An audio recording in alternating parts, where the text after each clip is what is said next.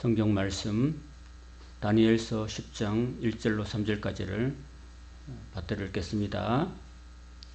시작.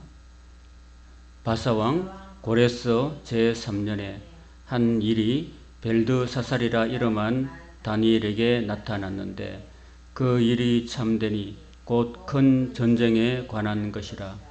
다니엘이 그 일을 분명히 알았고 그 환상을 깨달으니라. 그때에 나 다니엘이 세 이레 동안을 슬퍼하며 세 이레가 차기까지 좋은 떡을 먹지 아니하며 고기와 포도주를 입에 대지 아니하며 또 기름을 바르지 아니하니라. 아멘. 오늘 다니엘 제10번째 시간 다니엘 10장의 내용을 가지고 하는 말씀을 은혜를 함께 나누기를 원합니다. 10장 1절에는 큰 전쟁의 환상에 대해서 말씀하십니다. 1절 같이 읽도록 하겠습니다. 시작.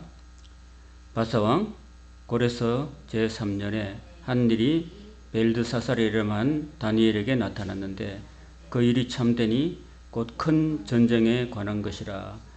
다니엘이 그 일을 분명히 알았고 그 환상을 깨달으니라. 깨달았다고 이야기하고 있습니다.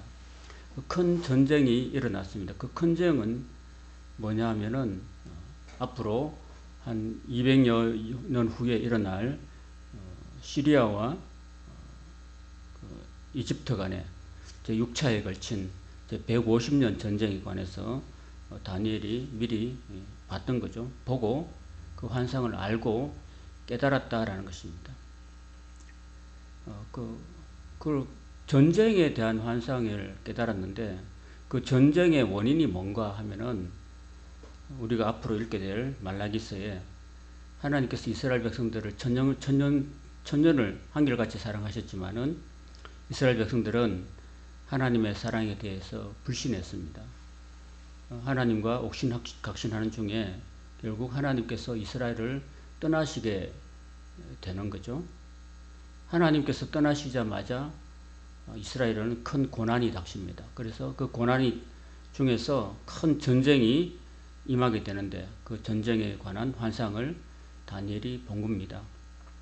그래서 큰 강대국 사이에서 그 중간에 끼어 있는 이스라엘 나라가 큰 고난을 겪게 된다는 이야기입니다. 그거를 다니엘이 본 거죠. 마치 고래 싸움에 새우 등 터지는 그런 것과 똑같은 현상이라 할 수 있습니다. 이 전쟁이 바로 바벨론, 이 전쟁이 바로 시리아와 이집트 간의 6차에 걸친 150년 전쟁이라고 할 수 있겠습니다.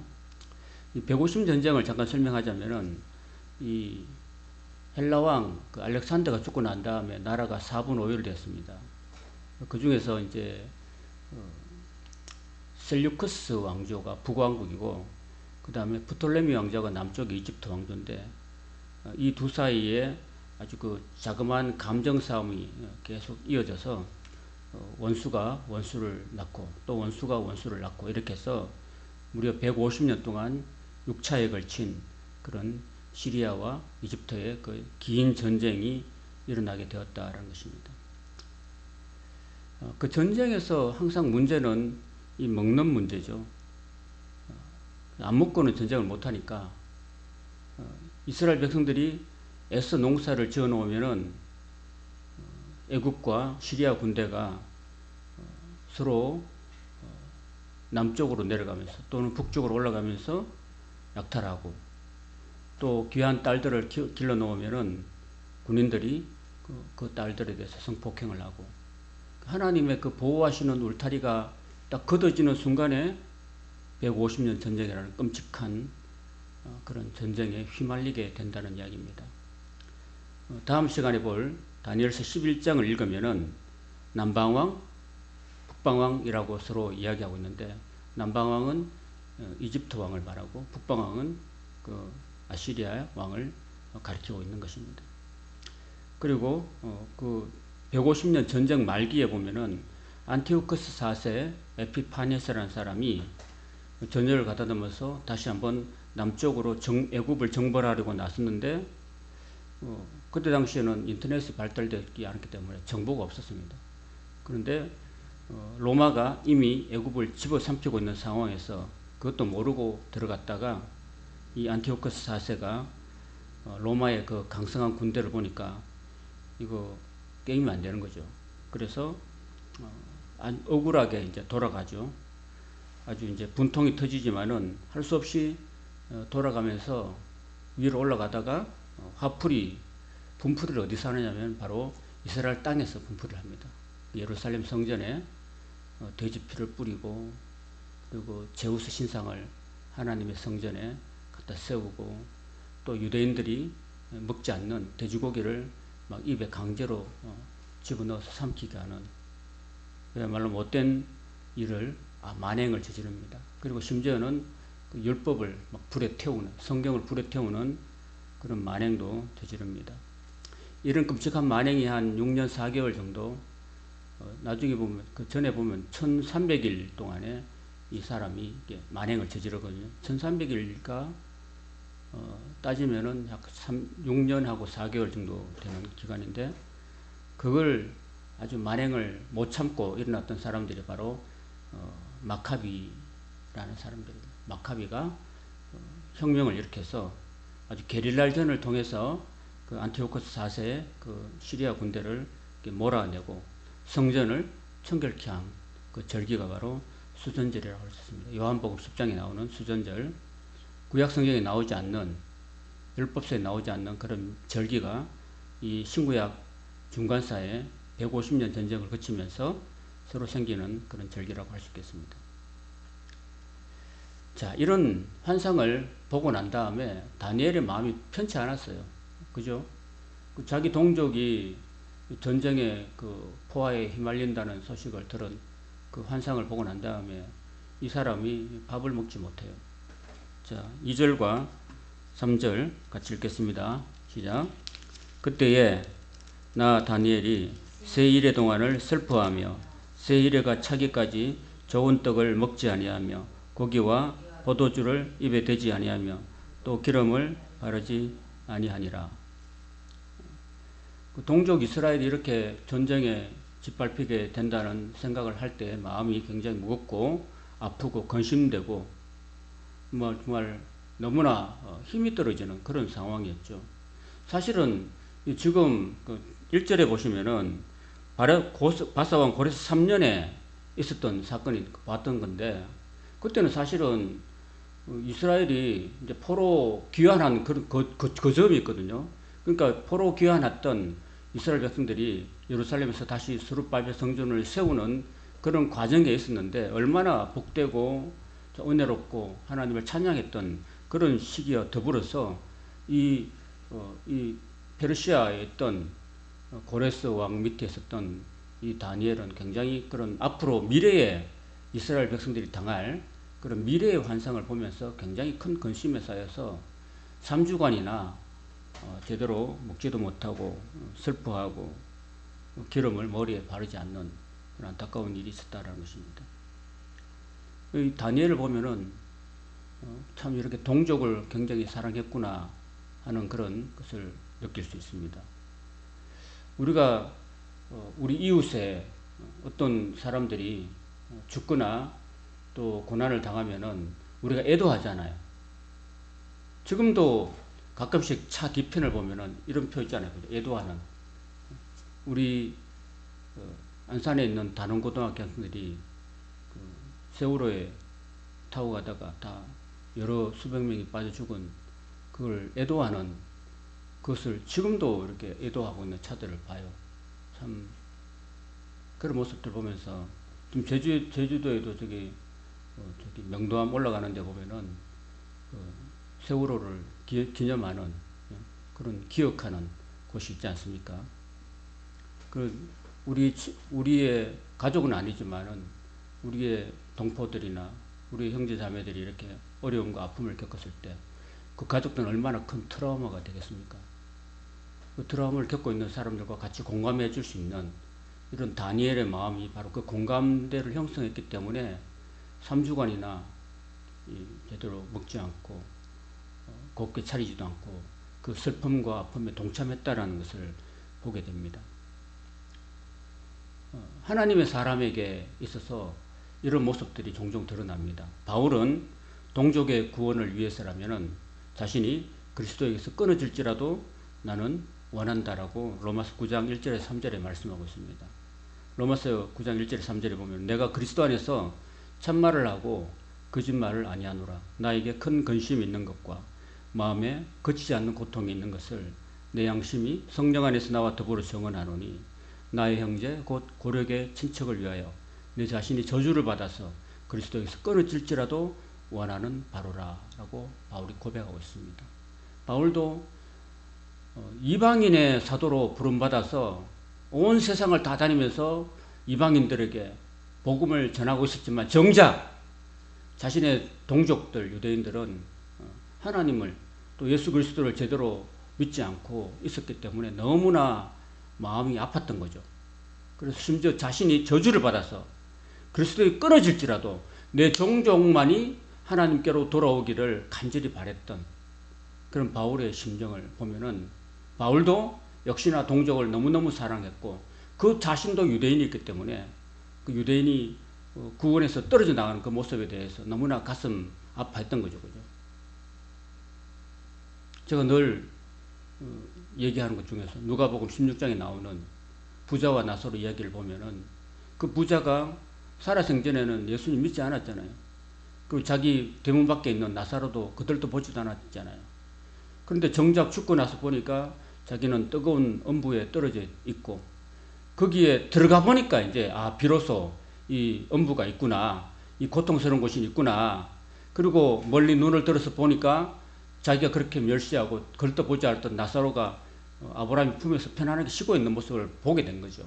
그러면서 생각난 것이 땅에 두고 온 자기의 그 5 형제들이 있다는 걸 기억하고서 그 5 형제들은 이곳에 자기가 당하는 이 끔찍한 이곳에는 오지 않기를 나사로를 보내서 좀 전해달라고 하는 그런 모습을 보면서 다른 사람은 몰라도 자기 형제들만은 그래도 구원받기를 원하는 그 부자의 그 심정을 우리가 충분히 납득할 수 있잖아요. 그죠? 오늘 우리가 날마다 주일마다 우리가 수요일 예배마다 우리가 우리 자녀손들을 위해서 우리 가족들을 위해서 성도들의 가족을 위해서 우리가 기도하는 이유도 여기 있습니다. 다른 사람은 몰라도 먼 친척들은 몰라도 정말로 내 사랑하는 가족들, 내 자식들, 내 자녀손들만은 함께 구원을 얻어야 된다. 그래서 가족 전도가 참 매우 중요하다라는 사실을 우리가 기억을 하면서 우리 가족들만은 꼭 예수 믿도록 함께 천국 백성이 될 수 있기를 간절히 소망합니다.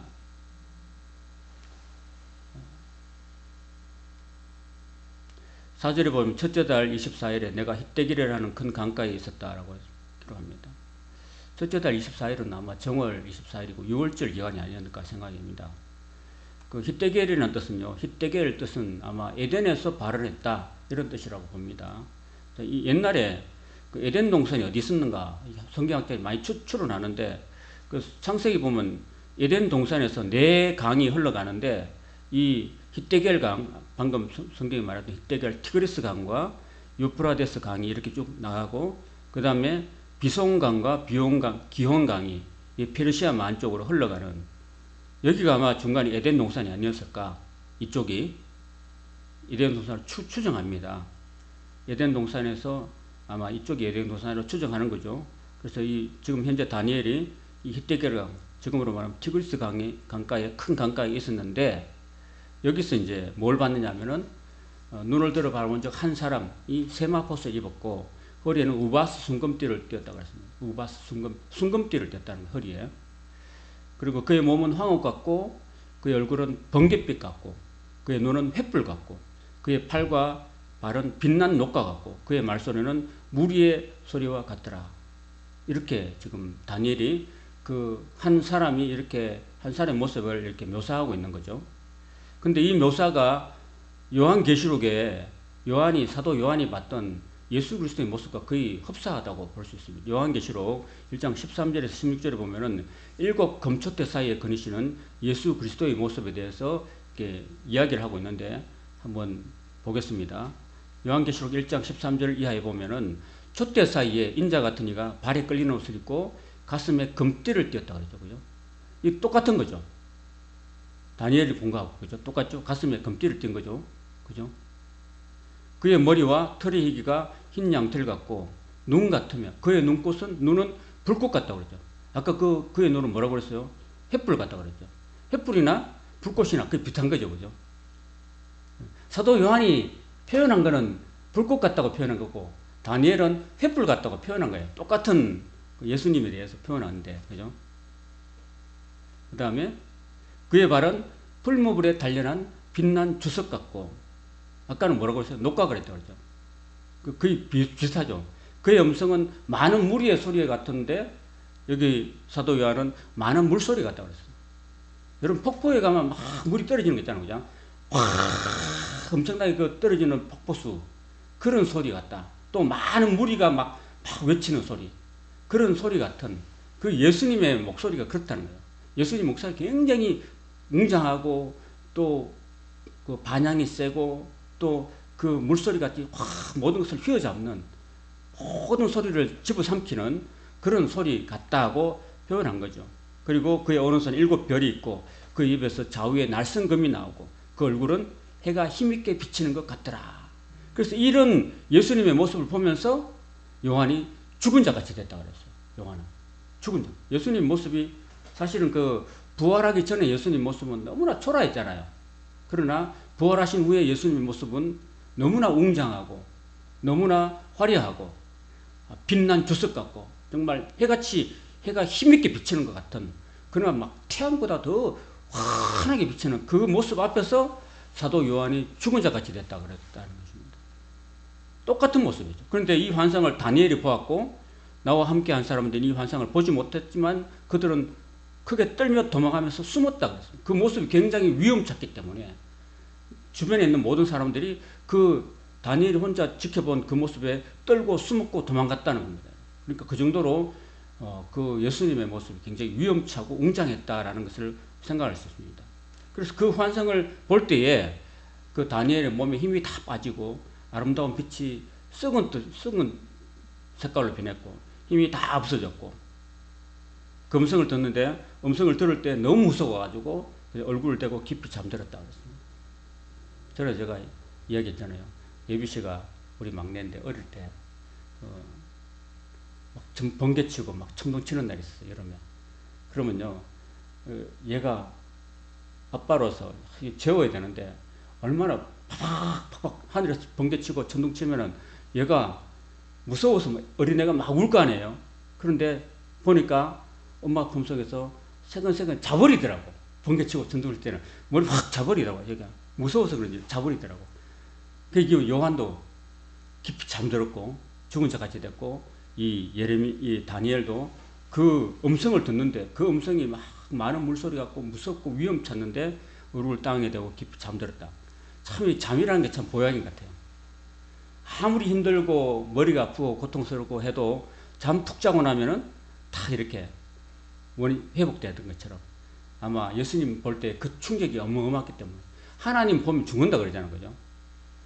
하나님도 모세 보고 너 백성들 데리고 오자 마. 백성들이 날 보면 다 죽을 거야. 이렇게 했기 때문에 데리고 오지 말라고 그랬잖아. 아무도. 그죠? 너 혼자 올라가라고 그랬잖아요. 그런 거 보면 참 이렇게 하나님 모습이 굉장히 두렵고 위험찬 모습이 아닐까. 우리가 나중에 하나님 앞에 설 날이 올겠죠. 그때는 아마 굉장히 두려움 가운데서 그 앞에 나아가지 않을까 싶어요. 그죠? 그죠?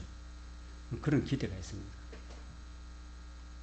한 손이 나를 어루만지기로 그 두려워고 떨고 깊이 잠들었는데 큰 손이 하나님의 손이 어루만져가지고 내가 떨었는데 그가 내 무릎과 손바닥에 땅이 닿게 일으키고 내게 이르되 큰 은총을 받은 사람 다니엘아 내가 내게 이르는 말을 깨닫고 일어서라 내가 내게 보내심을 받았느니라 그렇게 했다는 겁니다. 그가 내게 이 말을 한 후에 내가 떨며 일어서니까 그가 내게 이르되 다니엘아 두려워하지 말라 내가 깨달으려 하여 네 하나님 앞에 스스로 겸비하게 하기로 결심하던 첫날부터 네 말이 응답받았으므로 내가 네 말로 말미암아서 왔다라고 이야기합니다. 기도의 응답의 비결이 여기 있다는 거예요. 기도 응답의 비결이요. 하나님 앞에서 스스로 낮아지고 겸비하기로 겸손하기로 결심하면은 그 순간 하나님은 우리가 우리의 드리는 기도를 그대로 다 응답하신다는 사실이에요. 한번 따라해 볼까요? 나는 하나님 앞에 아무것도 아닙니다. 나는 아무것도 모릅니다. 나는 아무것도 할 수 없습니다. 이렇게 고백하고요. 그다음에 주님만이 나의 힘입니다. 주님만이 나의 지혜이십니다. 주님만이 나의 의로움이십니다. 주님만이 나의 거룩하심입니다. 이렇게 고백할 때 그래 내가 너의 지혜가 되어주고 내가 너의 의로움이 되어주고 내가 너의 거룩함이 되어주고 내가 너의 영광이 되어줄게 라고 주님이 나와 함께 하시고 지혜와 명철을 능력을 주실 줄로 믿습니다. 우리가 그렇게 고백하고 주님의 도우심을 구할 때 주님은 우리를 위해서 일하실 줄로 믿습니다.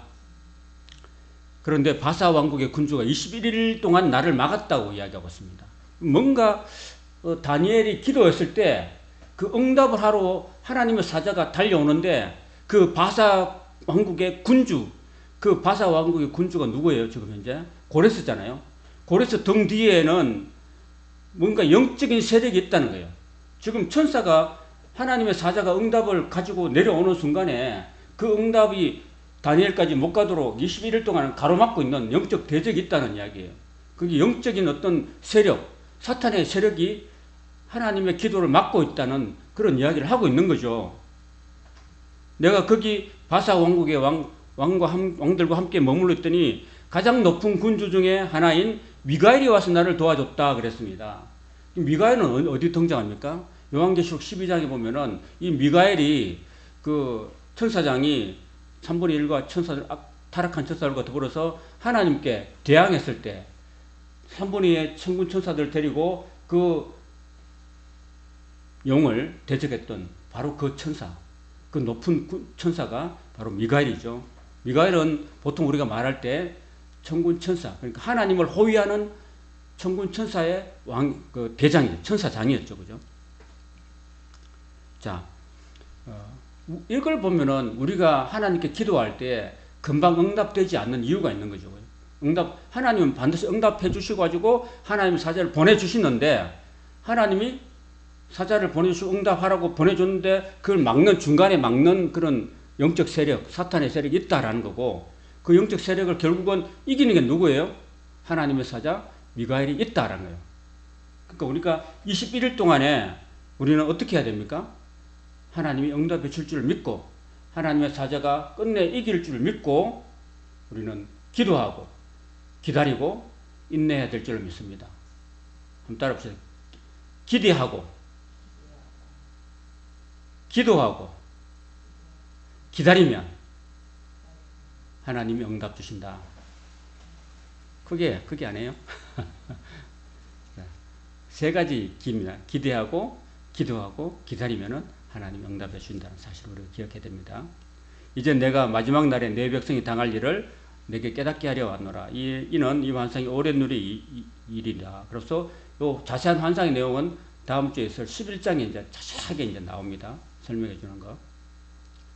자, 그가 이런 말로 내게 이럴 때 내가 얼굴을 땅에 대고 땅에 하고 말문이 막혔다. 그랬습니다. 말문이 막힌 이유가 있어요. 너무나 어처구니 없는 일들이 지금 포로 돌아간 이스라엘 백성들 가운데 일어날 때문에 말문이 막힌 거예요, 사실은. 돌아가면은 뭔가 이제 나라가 해방되고 다시 주권이 회복되고 이제는 정말 좋은 일들만 있을 줄 알았지만은 그게 아니라 계속해서 바벨론 제국이 무너지고 나면 페르시아 제국이 들어서고 거기서 또 식민지 생활을 오랫동안 해야 되고 또 페르시아 제국이 무너지면 또 헬라 군대가 와서 또 에워싸서 거기서 또 식민지 생활을 하고 또 거기 망하고 나면 또 로마 군대가 와서 로마 제국 밑에서 또 식민지 생활을 하고 계속 수백 년 동안 이어지는 그런 어처구니 없는 다니엘이 생각할 때 너무나 생각지도 못한 그런 일들이 있었기 때문에 말문이 막혀버린 거예요. 말문이. 그리고 말문이 막히니까 어떻게 해요? 또 인자 같은 이가 와서 입술을 또 만져줘요.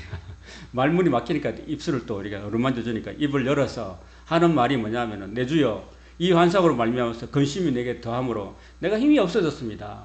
왜 우리 동족이 이렇게 끊임없이 고난을 당해야 됩니까? 하고 지금 하소연 하는 거예요. 여러분, 소망이 없으면은요, 힘이 다 빠지는 거죠. 그죠? 사람이 소망이 있어야 몸에 힘이 생기고, 주먹을 쥐고, 열심히 해보자. 열심히 공부해보자 하는데, 이거 열심히 해도 소망이 없네? 이렇게 하면은요, 힘이 다 빠지는 거죠. 힘이 안 생기는 거죠. 내 몸에 힘이 없어지고 호흡이 남지 않고, 내 주의 이종이 어찌 능히 내 주와 더불어 말씀할 수 있겠습니까? 그렇게 하니까 또 사람 모양 같은 하나가 나를 만지며 나를 강건하게 하여서 이럴 때 큰 은총을 받은 사람이여 평안하라 강건하라 강건하라 이렇게 막 이렇게 힘을 주는 거예요. 여러분, 우리가 낙심하고 온몸에 힘이 빠질 때 누가 힘을 줘요? 우리 예수님이 우리에게 힘 주실 줄로 믿습니다. 아멘. 자, 이제 그러니까 이제 마지막에 이제 20절, 21절 보면요. 그가 이럴 때 내가 어찌하여 내게 왔는지 네가 아느냐? 이제 내가 돌아가서 바사 군주와 싸우리노라. 내가 나간 후에는 또 헬라 군주가 올 거라. 그러니까 제가 말했잖아요. 이 제국이 물러나면 또 다른 제국이 와서 또 너희들을 또 에워쌀 것이고. 오직 내가 먼저 진리의 글에 기록된 것으로 내게 보이라. 나를 도와서 그들을 대항할 자는 너희 군주 미가엘 뿐이라. 아마 생각에는 제가 말씀을 묵상하다 이 미가엘이 누굴까? 할 때 천사장이라고도 할 수 있고 또 누구라고 할 수 있겠습니까? 예수 그리스도라고 생각이 들 수도 있어요. 이 미가엘이. 그리고 사실은 그 11장 1절하고 10장 마지막 절하고 사실 연결된 부분인데 사실 그 처음에 그 성경을 이렇게 편집하는 사람이 약간 오류가 있었던 거 봐요. 그래서 11장 1절이 10장 마지막 절에 붙는 게 좋다고 생각합니다. 그래서 11장 1절까지 보겠습니다. 내가 또 메대 사람 다리오 원년에 일어나 그를 도와서 그를 강하게 한 일이 있었느니라 이렇게 말합니다. 지금 사실 지금 현재는 고레스 왕 3년이 됐거든요. 근데 다리오는 고레스 이전의 왕이었거든요. 그럼 뒤로 돌아갔던 이유가 뭐냐면은 이 천사가 가브리엘 천사가 또 메대 사람 다리오 원년에도 일어나서 그를 다리우스를 도와서 그를 강하게 하고 왕으로 세웠다라는 이야기를 하고 있는 거예요. 그 결국은 지금 바벨론이 망하는 거, 벨사살이 죽고 다시 다리우스가 등장해서 메대 페르시아의 첫 번째 왕이 되는 것과 그리고 모든 앞으로 일어날 페르시아 제국과 헬라 제국과 로마 제국 일어날 모든 일들 가운데 누가 간섭하느냐? 바로 하나님의 사자가 간섭하고 있다는 거예요. 세상 역사는 세상 역사에 흘러가고 거기에 하나님이 아무로 간섭하지 않는 것처럼 보여도 거기는 하나님의 사자가 다 간섭하고 있다는 거예요. 세상 역사 속에서. 간섭하고 있다. 여기 말하고 있잖아요. 내가 또 메대 사람 다리오 원년에 일어나서 그를 도와서 그를 왕이 되게 했다라고 지금 이야기하고 있잖아요. 이건 누구야? 하나님의 사자가 그를 나타나서 그를 도와주고 그 역사하고 역사 속에 섭리하고 간섭했다는 이야기를 하고 있는 거죠. 그래서 이런 걸 보면 세상에 큰 나라가 무너지고 새로운 나라가 일어나는 거, 그 과정 가운데 하나님의 섭리가 작동하고 있다는 이야기를 하고 있는 거예요. 그거는 세상 큰 나라뿐 아니라 우리 각 개인의 삶의 정황 가운데도 하나님의 섭리와 하나님의 역사가 함께 하시는 줄로 믿습니다. 오늘 저와 여러분은 개인의 삶 가운데도 함께 하실 줄로 믿습니다. 하나님이 도우시고 인도하시고 이끌어 가실 줄로 믿습니다. 여러분, 어릴 때 모세가 그 물에서 건져내면 받았잖아요.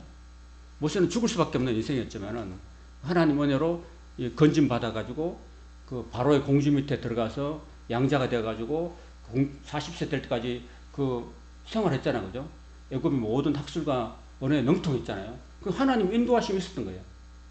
그리고 40세 나가서 뭔가 하나님 일을 하려고 했지만은 결국은 인간의 힘으로는 안 되는 거예요. 주먹으로 하나님 일을 하는 게 아니죠. 그 주먹으로 그 애굽 사람 쳐 죽였다가 도망자 신세가 돼가지고 80이 될 때까지 그냥 그 외로운 그 양치기로 살았잖아요. 그래서 인생에 나는 다 됐다. 이제 나는 말도 못한다.